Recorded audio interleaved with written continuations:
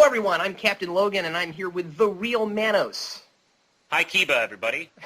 And we're going to be doing a review of Blackest Night. Now, as I'm sure people on that have listened to Manos before knows, Manos has been kind of not loving this series. It's not been my favorite. Let's just say that. I have felt it's, I don't know, a little overhyped, maybe a little, possibly by its fans. It's the only, I'd say that's fair, and it's the only book I've ever seen you throw across the room. So I dropped some, but I throw that one. And now I was surprised though that you gave the last one 3 ram chips, which I think is more than you gave any of them. I think the first one I gave 3 ram chips. Okay, well I didn't see that review, but I saw the other ones. Although I'm trying to remember, it's like I may have given it 3.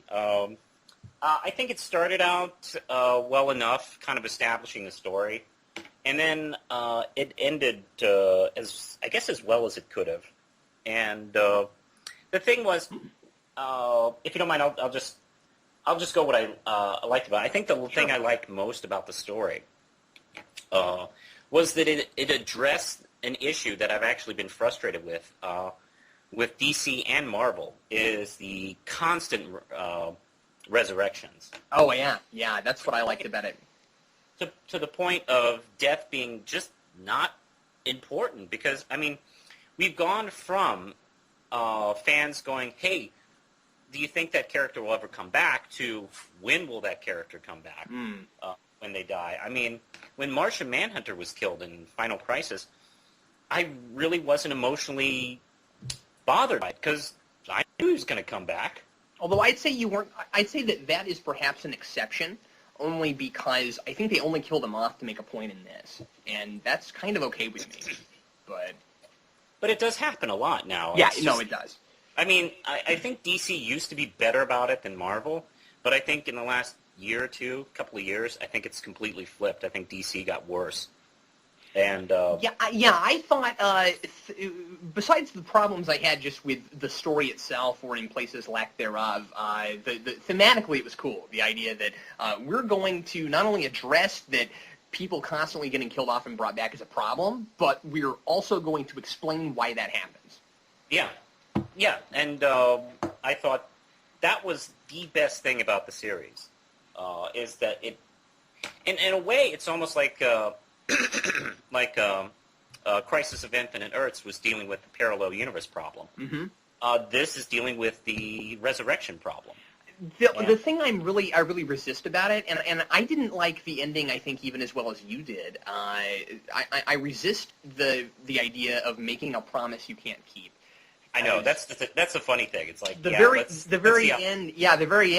They're like, and there will be possibly a few spoilers here and there in this review. So if you haven't read it, you might want to read it before you listen to this. But at the end, they're like, people now, dead is dead.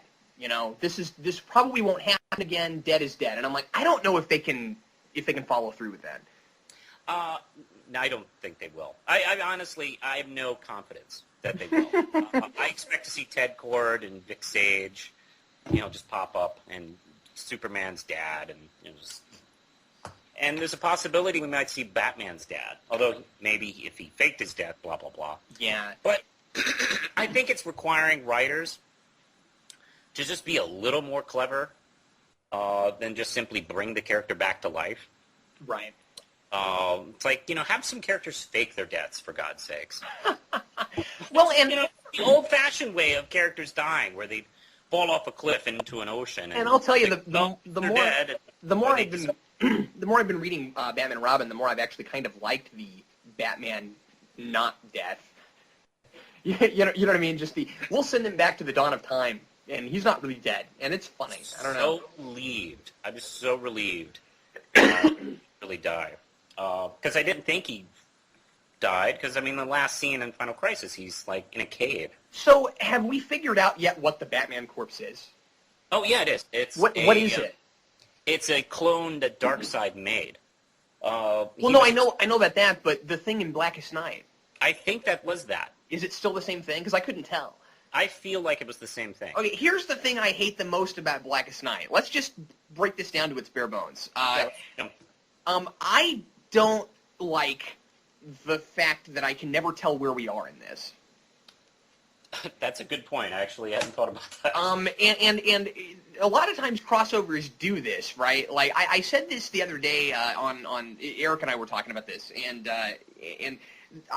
this reminded me a little bit of Marvel versus DC, Amalgam from the end of the 90s, where you got all these fights, but you never know where you are. And I felt like setting was a real problem with this. At the very beginning, they made a really big deal out of setting. They're like, we're in Coast City. This is the day every year that we mourn the passing of superheroes who gave their lives. And I loved that. That was awesome. And then from then on, you never really know where you are. I mean, it's just... And I have a question. Are these Blackest Night Black Knight characters, are they attacking the general populace or just the superheroes?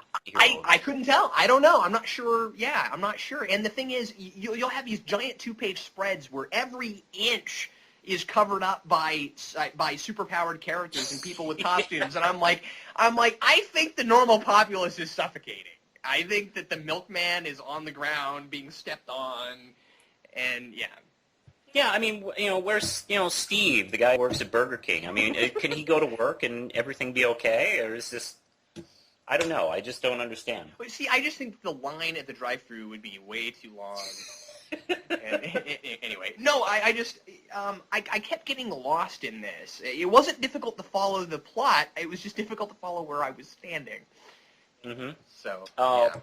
I did think the story was fairly well paced, but this is the thing. For a story that dealt with such serious topics, death, mm-hmm. And how it affected these characters, I was fairly unaffected throughout. Emotionally, I didn't feel that there was any kind of emotional base that really kind of hooked on to me at all. And I know it for me personally was starting at a disadvantage because the lead characters is Hal Jordan and Barry Allen, who are characters I've never really grafted onto. Right, me too. And but I need to care. I need to get hooked somehow. And I was just thinking about this last night when we were talking about doing the video. Let me know if we get close to 10 minutes. Yeah. Actually, let's go ahead and switch over now. Okay. Okay.